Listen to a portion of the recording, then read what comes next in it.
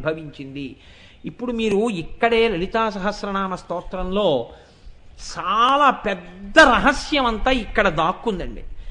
ఇది పసిగట్టగలిగితే, ఇది తెలుసుకోగలిగితే, ఇది ఎవరికైనా జీవితంలో అర్థమైతే, నేను కేవలంగా ఏదో వాచికంగా నోటితో ఈ మాట అనాలని అనడం లేదు, మీరు చాలా జాగ్రత్తగా పసిగట్టే ప్రయత్నం చెయ్యండి.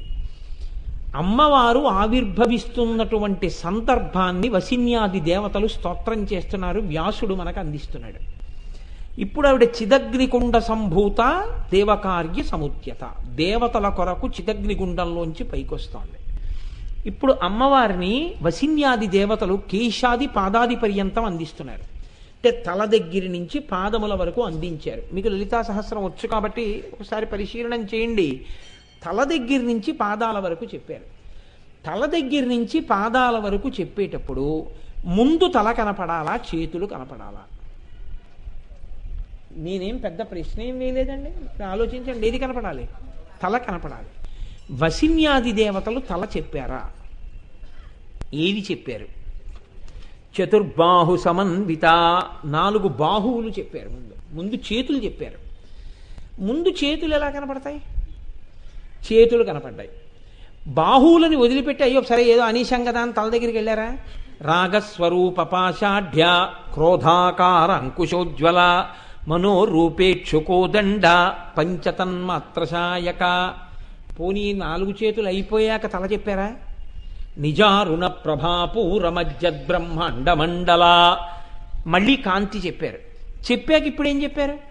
చంపకాశోక పున్నాగ సౌగంధిక లసత్కచ. ఇప్పుడు కబరీబంధం తల చెప్పారు. తల చెప్పడానికి ముందు, చేతులు చెప్పే ముందు కాంతి చెప్పారు. ఎలా చెప్పారు? ఉద్యద్భాను సహస్రాభ అని చెప్పారు. తర్వాత చేతులు ఆయుధాలు చెప్పారు. మళ్ళీ మజ్జద్బ్రహ్మ అండమండల, మళ్ళీ కాంతి చెప్పారు. ఇప్పుడు తల చెప్పారు. ఎందుకు అలా మార్చారు? వశన్యాది దేవతలు తిన్నగా తల చెప్పి కిందకొస్తూ చెప్పకుండా కాంతి చెప్పి 4 బాహువులు ఆయుధాలు చెప్పి కాంతి చెప్పి తల చెప్పారు. ఇలా ఎందుకు వచ్చింది లలితా సహస్రం? ఎందుకు అలా చెప్పవలసి వచ్చింది? దీని వెనకాతల ఏదైనా రహస్యం ఉందా? నేను మీకు పరమ యథార్థం చెప్తున్నాను. జీవితంలో కొన్ని కోట్ల కోట్ల కోట్ల జన్మల పాటు జీవయాత్ర జరిగిన తరువాత ఎప్పుడో ఎక్కడో ఒక్కసారి మాత్రమే జీవితంలో అందుకునేటటువంటి మహత్తరమైన రహస్యాన్ని ఎవరు యోగ్యులో వాళ్ళకి అందించడం కోసమే అమ్మవారు వసిన్యాది దేవతలతో చేయించినటువంటి ప్రక్రియ ఈ స్తోత్రంలో వచ్చినటువంటి ఈ మార్పు. ఇది ఎందుకు వచ్చిందో ఇది పసిగట్టగలిగితే ఎంత తేడా వస్తుందో మీకు చెప్తాను చూడండి. ఇది ఇవాళ అందుకునే ప్రయత్నం చేయండి. రేపు పూర్తి సమన్వయం చేస్తాను మీకు బాహువులతోటి. ఉద్యద్భాను సహస్రాభ అని కదండి, ఉదయిస్తున్నటువంటి సూర్యుల యొక్క కాంతి కలిగిన తల్లి. ఎంతమంది సూర్యులు? ఉద్యద్భాను సహస్రాభ, 1000 కిరణములు అనండి. అనంతమైన కిరణములు 1000 మంది సూర్యులు, అనంతమైన సూర్యులు. ఒక్క సూర్యుడు ఉదయిస్తుంటేనే ఆకాశంలో వచ్చే కాంతి ఎలా ఉంటుంది? సూర్యోదయ సమయంలో ఉండేటటువంటి కాంతి ఎలా ఉంటుందండి? ఎర్రటి కాంతి ఉంటుంది కదండి. ఇది పెద్ద విశేషం కాదు, మీ అందరూ అనుభవించిందే. ఒక్క సూర్యుడు ఉదయిస్తేనే ఎర్రటి కాంతి వస్తే 1000 మంది సూర్యులు ఉదయించారనుకోండి, ఎంత ఎర్రటి కాంతి ఉంటుంది ఆకాశంలో. ఇప్పుడు వసిన్యాది దేవతలు అంటున్నారు ఇంత ఎర్రటి కాంతి ముందు కనపడుతోంది అన్నారు. ఇందులో ఉత్ అనో మాట వేశారు ప్రారంభంలో. ఉత్ అంటే పైకెత్తడం. కొన్ని కోట్ల జన్మల తరువాత ఈ నామం వినబడి లోపల దర్శనమైతే ఆ జీవుడి యొక్క యాత్రలో ఉత్ పైకెక్కడం ప్రారంభమైంది. ఏదో తేడా వచ్చేసింది, పెద్ద రహస్యం వాడికి తెలిసిపోయిందంతే. ఎక్కడొచ్చింది ఈ రహస్యం? ఎందుకు వచ్చింది? కేవలం అది ఉద్యద్భాను సహస్రాభాయ, ఇంకేమైనా చెప్పాలని ఉంద్యా వసిన్యాది దేవతలకి అంటే నామానికి అర్థం అంతే. పైకి గురుముఖత దాని రహస్యాన్ని తెలుసుకున్నప్పుడు జీవయాత్రలోనే కొత్త మలుపు వచ్చేస్తుంది. ఎలా వచ్చేస్తుంది అంటే, మనిషి ప్రధానంగా 4 అవలక్షణముల చేత ఎప్పుడూ పతనమైపోతాడు. బాగా గుర్తుపెట్టుకోండి, ఇది మహాభారత వాక్యం. ఒకటి, యవ్వనము చేత పాడైపోతాడు. ఎందుకనంటే యవ్వనంలో ఒంటికి బలం ఉంటుంది, యవ్వనంలో పాడైపోవడానికి కావలసినంత ఓపిక ఉంటుంది. యవ్వనము, ధన సంపత్తి, అధికారము, అవివేకము, ఈ 4 చేత మనిషి పాడైపోతుంటాడు. ఈశ్వరుడిచ్చిన బుద్ధిని సక్రమంగా వినియోగించుకోలేడు.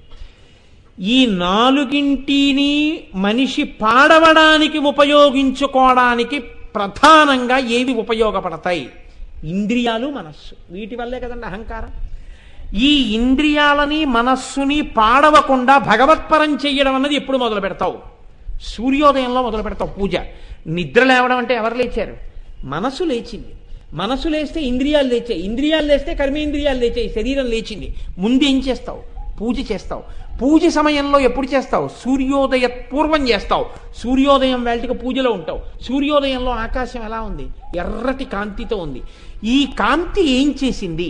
తిక్కన గారు చోట అన్నాడు, నీరజాకరములు నిష్టయై చేసిన భవ్యత పంబు ఫలమనంగా దినసముఖాకి నందిత చక్రయుగ్మ కంబులయనురాగంపు బ్రోవనంగా హరిహర బ్రహ్మ మహానుభావంబుల కరగినగాగ గట్టి అనగా అతుల వేజత్రయ లతికాచయము పెనుబంధన్ పుట్టెడు మూలకందమనగా అఖిల జగముల కంజర ఎగచు జన సమాజ కరపుట హృదయ సరోజములకు ముకుళనంబును జృంభణంబును నర్చి భానుబింబంబు పూర్వాద్రిపై వెలింగే అన్నాడు.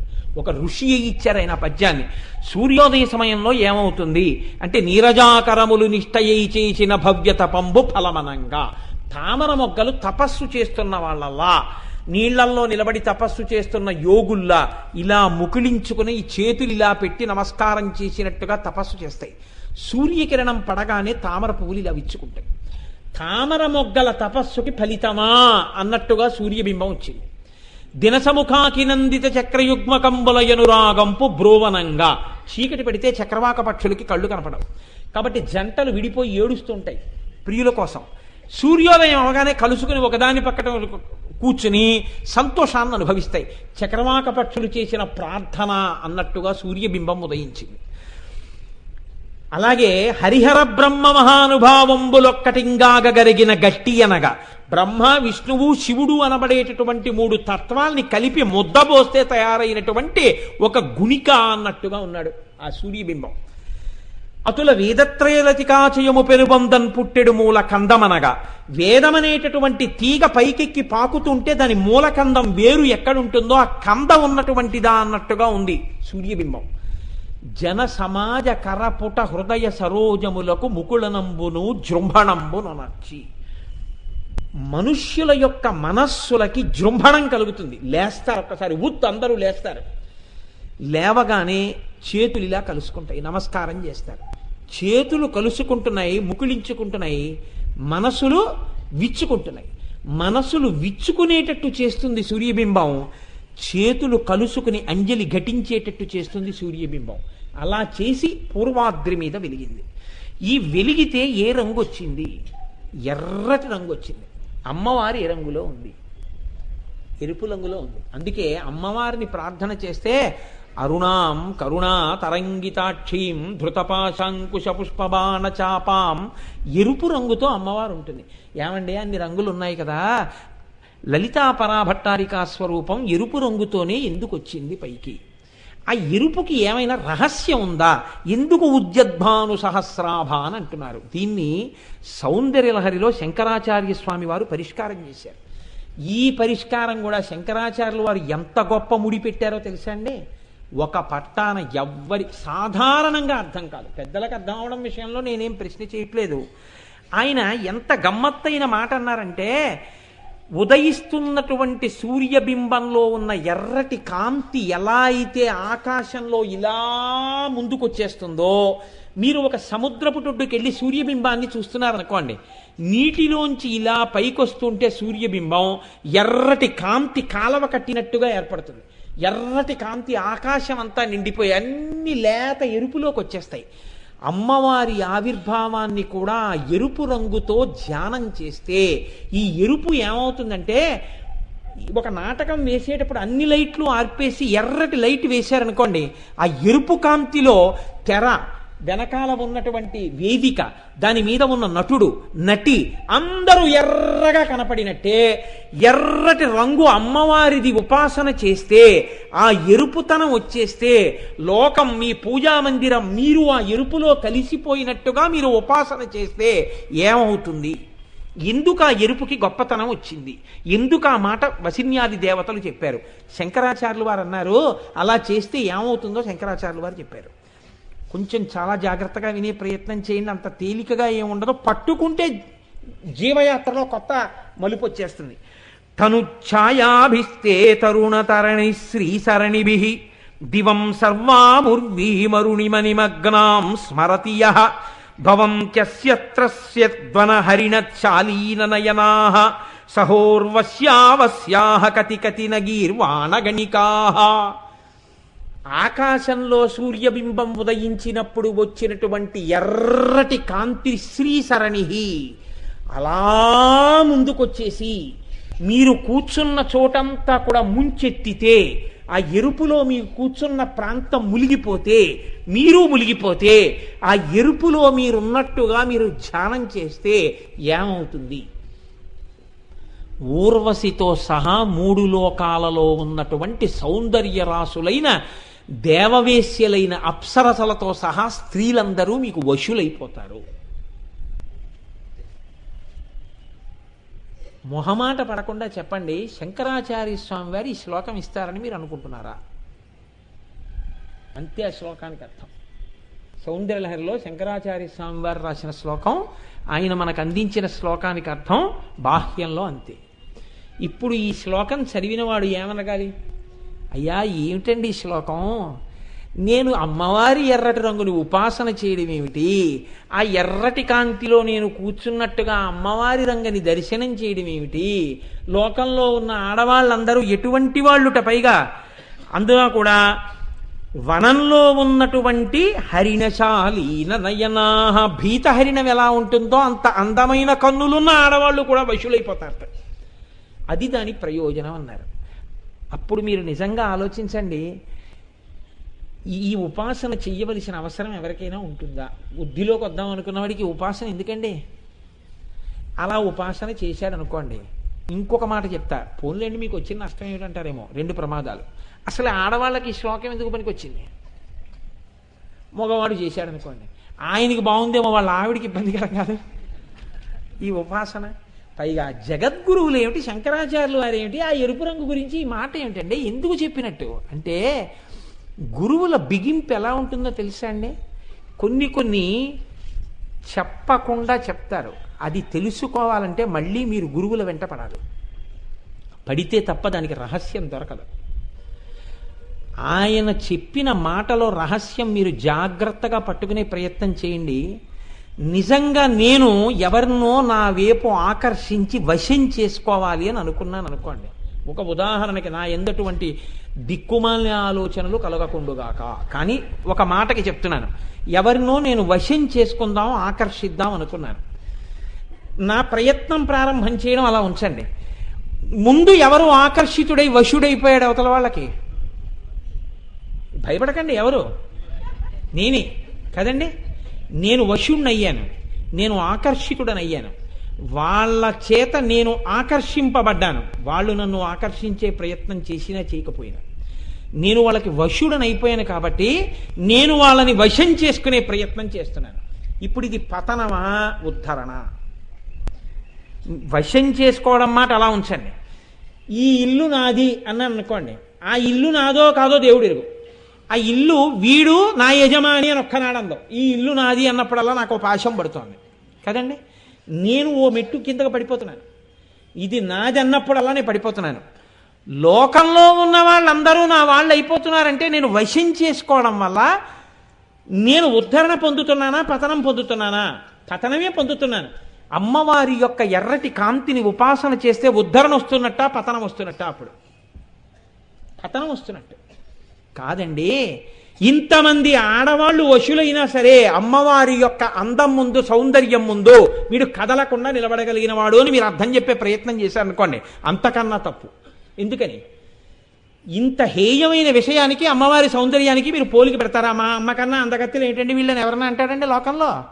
అప్పుడు పరమ తప్పు కదా మాట. అలా ఎలా చెప్తారు మీరు వ్యాఖ్యానం? అంటే మీరు దాన్ని అనుభవించకుండా వ్యాఖ్యానం చెప్తున్నారు.